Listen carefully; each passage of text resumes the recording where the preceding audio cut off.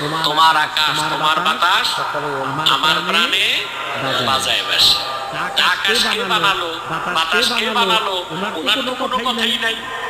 ওই বেটা ছিল পুত্তলি, তো সে তো লিখতেই পারে, মুশরিকের কাজ যাতাই করছে। আমরা এটা সংশোধন করলাম না কেন? বাতাস যার, আকাশ যার, যিনি সৃষ্টি করলেন, ওনার প্রশংসা কই? ইব্রাহিম আলাইহিস সালাম ওনার কওমের লোকজন অধিকাংশই ছিল মূর্তি পূজারী। মূর্তি পূজার সাথে সাথে তারা প্রকৃতি পূজারী ছিল। কি? আকাশের পূজা করত, সূর্যের পূজা করত, চাঁদের পূজা করত। কথা বলেন, পৃথিবীতে এখন প্রকৃতি পূজারী কোন জাতি আছে?